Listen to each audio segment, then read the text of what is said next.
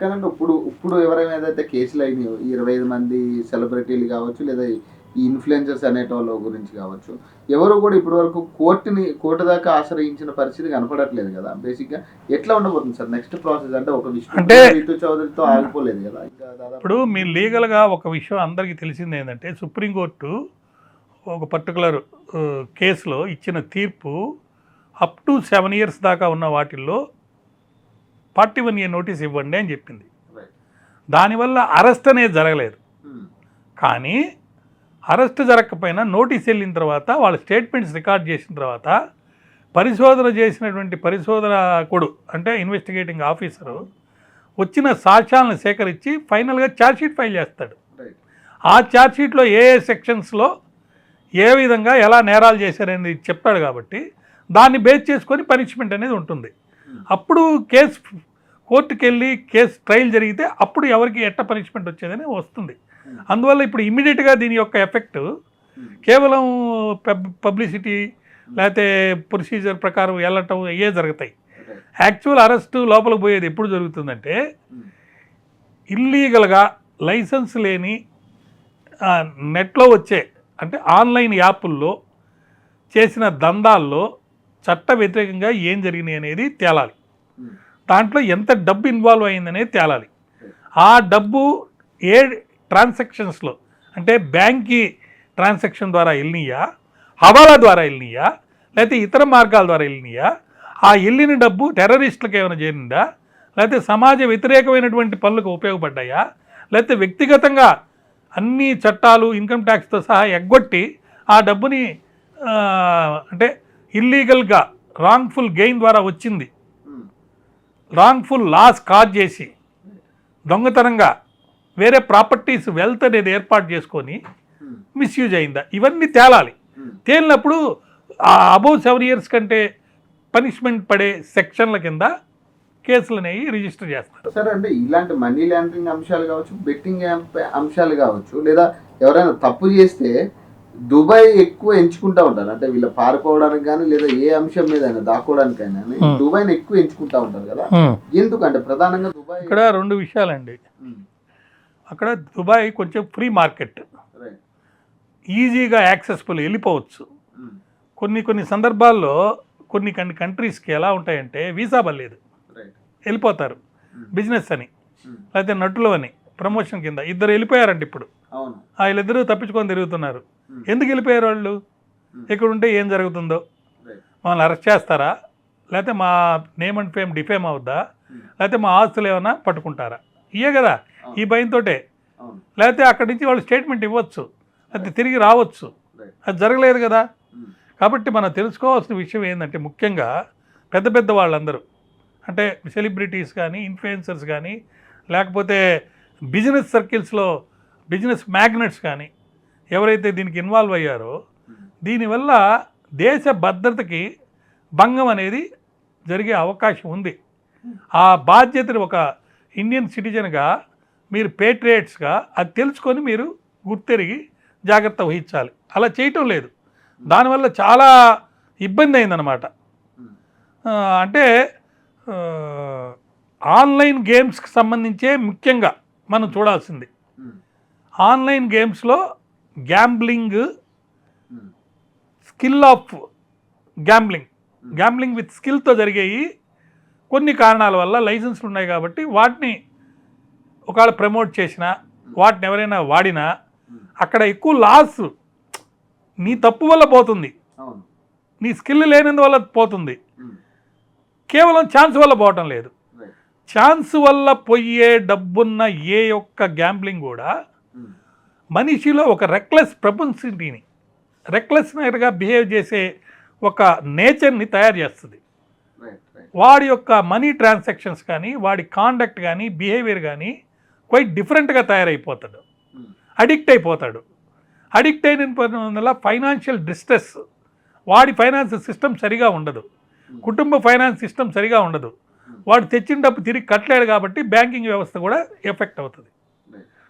దానివల్ల టోటల్ ఎకానమీయే దెబ్బతినే అవకాశం ఉంది. అందువల్ల సుప్రీంకోర్టు ఇవన్నీ బ్యాన్ చేసింది. అట్లే తెలంగాణ గవర్నమెంటు, ఏపీ గవర్నమెంటు చాలా రాష్ట్రాల్లో ఇవి ప్రొహిబిట్ చేశారు, చట్టాలు అనేవి వచ్చినాయి. ఒక ఫైనల్ క్వశ్చన్ సార్, ఏంటంటే బేసిక్ గా ఇట్లాంటి అంశాల్లో దాదాపు వేల మంది ఆత్మహత్యలు చేసుకున్న పరిస్థితిని మనం చూసాం. చాలా కుటుంబాలు తలకిందులు అయిపోయిన పరిస్థితి కనపడుతుంది. పోలీస్ డిపార్ట్మెంట్ ను కూడా వదలని పరిస్థితి మనం చూసాం. గతంలో చాలా ఆత్మహత్యలు జరిగింది పోలీస్ డిపార్ట్మెంట్ లో కూడా, ఈ మనీ లాండరింగ్ కి సంబంధించి, లోన్ యాప్స్ కి సంబంధించి.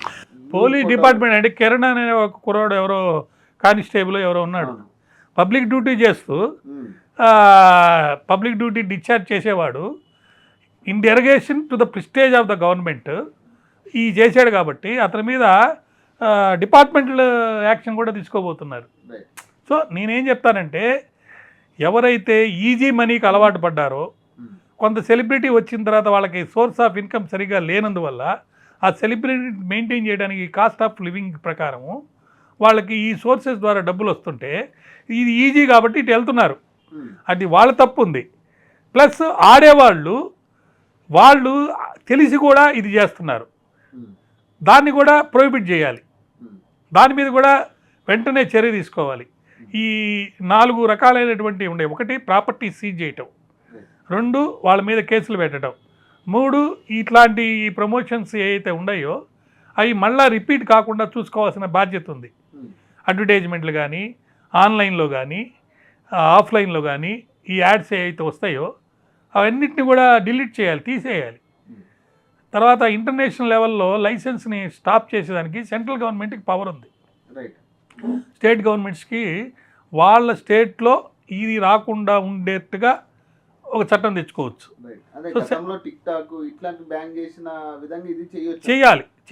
చెయ్యాలి, చేస్తారు.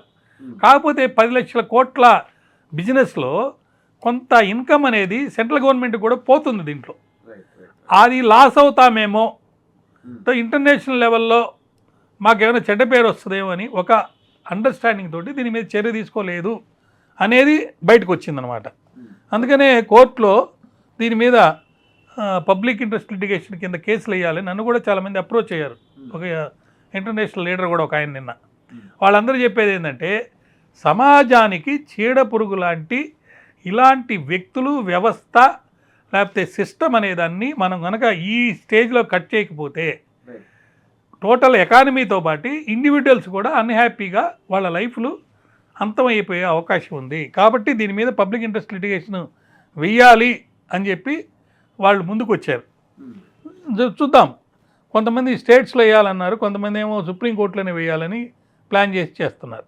అంటే బేసిక్గా ఇప్పుడు ఏదైతే కుటుంబాలు నాశనం అయినాయో వాళ్ళకి ఏమైనా మేలు జరిగే ఛాన్స్ ఉంటుందా సార్? అంటే ఈ కేసుల తర్వాత కానీ కనీసం వాళ్ళకి ఏదైనా న్యాయపరంగా ఏమైనా చేసే పరిస్థితి ఉంటుందా? నేను మీ ద్వారా అందరికీ అప్పీల్ చేసేది ఏంటంటే, ఒకవేళ ఎవరైనా ఆర్థికంగా ఇబ్బందులు పడ్డా, దెబ్బలు తగిలినా, కుటుంబ ఆస్తులు కానీ వ్యక్తిగత ఆస్తులు కానీ నష్టపోయినా, మనోవేదన కలిగినా కానీ వాళ్ళందరూ కూడా ఆత్మహత్య వల్ల ఏదో పొందుతారనుకుంటే అది పొరపాటు. మీకు అందరికి కూడా మీ ప్లేసెస్లో డిస్ట్రిక్ట్ లీగల్ సర్వీస్ అథారిటీ అని ఒకటి ఉంటుంది. అక్కడికి వెళ్ళి మీకు జరిగిన అన్యాయాన్ని గేమ్ ఆఫ్ ఛాన్స్ ద్వారా మా డబ్బులు కొట్టేశారని కనుక మీరు కనుక ప్రాపర్ కంప్లైంట్ కనుక ఇస్తే అది పరిశోధన చేసి కేసులు కట్టి డబ్బు రికవర్ చేసి మళ్ళీ మీకు ఇచ్చే అవకాశం ఉంది. కాబట్టి ఎవరు కూడా ఆత్మహత్యలు చేసుకోవద్దు, అధైర్యపడొద్దు. జరిగిన నష్టాన్ని, కష్టాన్ని ఓర్పుతో, శక్తివంతంతో సహించుకొని మీరు చట్టరీత్యా తగు చర్యలు తీసుకోండి. అలా తీసుకుంటే ఖచ్చితంగా మీ డబ్బులు రికవరీ అయ్యేదానికి అవకాశం ఉంది, చేసే వాళ్ళకి పనిష్మెంట్ పడుతుంది, మళ్ళా ఒకసారి వాళ్ళు చేయకుండా ఉంటారు. కాబట్టి ఖచ్చితంగా ఈ చిక్కుల్లో పడ్డ హీరోయిన్లు కానీ, హీరోలు కానీ, లేకపోతే కొంతమంది బిగ్ బాస్ బ్యాక్గ్రౌండ్ కలిగిన నాయకులు కానీ ఈ సెలబ్రిటీ లిస్ట్ అంటే చూస్తుంటే వీళ్ళందరూ కూడా బాధ్యత వహించి పని చేయలేదు. ఆ పని చేయాల్సినటువంటి అవసరం ఎంతైనా ఉంది. కాబట్టి మిగతా వాళ్ళు ఎవరైతే ఇప్పుడు దాకా వీటిలో ఎంటర్ కాలేదో వాళ్ళు గుర్తెరిగి వీళ్ళకి హితవు పలకాలి. వాళ్ళు ముందుకు వచ్చి ఈ బెట్టింగ్ యాప్స్ ద్వారా మీరు నష్టపోతారు, మీరు చెయ్యొద్దని చెప్పి అందరి మీద చెప్పాలి.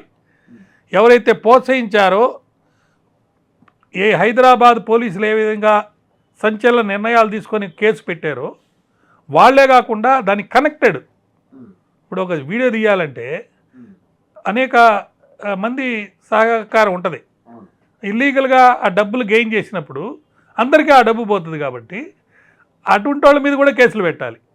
సో అప్పుడు ఏం జరుగుద్ది, ఇట్లాంటి ఏమైనా వస్తే మేము చేయమండి, ఈ వీడియో చేయము, ఈ యాడ్ చేయము, ఇలా ప్రమోషన్స్ మేము చేయమని చెప్పి చెప్పేదానికి అవకాశం. సో మరిన్ని అప్డేట్స్ కోసం చూస్తున్నానండి RTV తెలుగు.